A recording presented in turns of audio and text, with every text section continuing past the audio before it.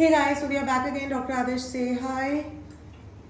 Hello guys. So we are back again and as I promised you guys, just अभी इन patient का buckle fat reduction surgery हुई है and अब हम कर रहे हैं इनकी अलारप्लास्टी. सो क्या होती है अलारप्लास्टी डॉक्टर आदर्श? So अलारप्लास्टी बेसिकली नोज के जो कॉर्नर में राउंड शेप नोस्ट्रल्स होते हैं उनकी रिडक्शन करने को या उनके अंदर जो किसी भी तरीके का अल्ट्रेशन करते हैं तो उसे साइंटिफिक टर्मिनोलॉजी में एलारप्लास्टी कहते हैं, क्योंकि साइंटिफिकली जो ये नोस्ट्रल्स है इनको एला कहा जाता है, एला ऑफ द नोज. और इस चीज़ की जब हम इसमें डिज़ाइनिंग करते हैं, किसी भी तरीके की इन्हेंसमेंट करते हैं तो इसको एलारप्लास्टी कहते हैं. सो इसमें बेसिकली जो नाक के ये कॉर्नर के जो ये नोस्ट्रल्स हैं ये एला है, इसे एला कहते हैं. ये जो कॉर्नर में ये राउंडेड एरिया होता है इसको हम कंटूर करके कट करके छोटा कर देते हैं सो दैट कि नाक पतली हो जाती है. तो जिन लोगों को लगता है कि उनकी नाक ब्रॉड है, चौड़ी है, या उनकी जो एला है काफ़ी राउंडेड है और उनको पतली नाक चाहिए तो उसके लिए एलारप्लास्टी प्रोसीजर होता है.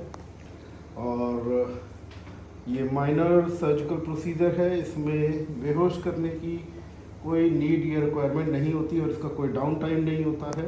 Right. So guys as you know, अगर आप पिछले लाइव में आधे घंटे पहले लाइव आए थे तो अभी इन्हीं पेशेंट पे हमने बक्कल फैट रिडक्शन सर्जरी भी करी है और उसके बाद अब हम इनकी अलारप्लास्टी कर रहे हैं. सो it is very safe if you discuss with your doctor. अगर आप 2 या 3 या 4 भी सर्जरीज कराना चाहते हैं जो कि एक सेम एरिया में यानी कि चेहरे पर ही हैं तो आप अपने डॉक्टर से डिस्कस करके you can plan it on the same day. It is completely safe. दोनों ही सर्जरीज हमने लोकल एनेस्थीसिया में करी है. पेशेंट बिल्कुल भी बेहोश नहीं है. आप ठीक है? आपको कोई दर्द तो नहीं हो रहा? Okay, so you heard it guys, the patient has absolutely no pain. और मैं आपको फिर से दिखा दूं, एक साइड की अलारप्लास्टी कंप्लीट हो चुकी है. आप देख सकते हैं कितना ज़्यादा डिफरेंस आ गया है एक सिटिंग में ही. And major difference between the done and the undone side. And ज़रूरी नहीं है कि मेजर डिफरेंस ही हो, कई लोगों को बहुत माइन्यूट चेंज चाहिए होता है. So it is as per patient की क्या रिक्वायरमेंट है उसके बेसिस पर हम डिसाइड करते हैं. अलारप्लास्टी एक परमानेंट प्रोसीजर है. आगे चल के इन्हीं पेशेंट के लिए हमने चिन इम्प्लांट और अपर आईलिड ब्लेफरोप्लास्टी भी प्लान करी है. डॉक्टर आदर्श, कोई पर्टिकुलर एज होनी चाहिए अलारप्लास्टी या बक्कल फैट रिडक्शन जैसे प्रोसीजर्स कराने के लिए? After 21 you can go for alarplasty and buccal fat removal. 21 साल से पहले नहीं कराना चाहिए. 20 या 21 साल की age is the perfect age, क्योंकि जितनी भी मैक्सिमम ग्रोथ हमारे फेस में होनी होती है वो तब तक हो चुकी होती है. और आफ्टर दैट बक्कल फैट की कोई खास रिक्वायरमेंट नहीं रहती. That will be like a remnant in body. And yes, कई लोगों का क्वेश्चन रहता है एलारप्लास्टी को लेकर कि इसका कोई स्कार या निशान तो नहीं आता.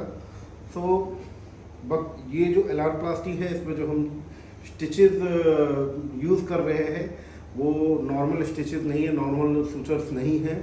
उनको जो थिकनेस है वो इतनी फाइन है जितनी बालों की होती है हमारे. और इसमें बिल्कुल भी स्कार नहीं आता, ज़ीरो स्कार विजिबिलिटी होती है. और सबसे मेन पार्ट जो है एलारप्लास्टी का दैट इज़ कि नेचुरल कंटूर और कर्वेचर को मेंटेन किए रहना नोज का.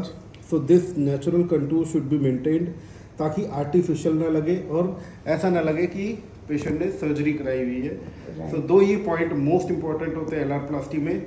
वन कि नेचुरल कर्व जो है, कंटूर है, वो मेंटेन होना चाहिए. और दूसरा, स्कार बिल्कुल भी विजिबल नहीं होना चाहिए. सो आफ्टर सर्जरी मेरे ख्याल से 15 दिन बाद भी कोई बता नहीं सकता कि सर्जरी हुई है कि नहीं हुई है. राइट गाइज, बहुत बार हम लाइव आते हैं ऐसे पेशेंट्स में जिनके 10 डे पे अलारप्लास्टी सूचर्स कट हो रहे होते हैं और साथ में ही नोज फिलर और नोज थ्रेड्स हो रहा होता है. और हर बार मैं आपको दिखाती हूँ कि देखिए किसी भी टाइप का निशान नहीं है. इन पेशेंट में भी हम आएंगे. We have also planned to do nose filler and nose threads for her and I will show you what it looks like after 10 to 15 days. So guys, that's all for now. Dr. Adarsh, say bye. Bye. Bye bye guys.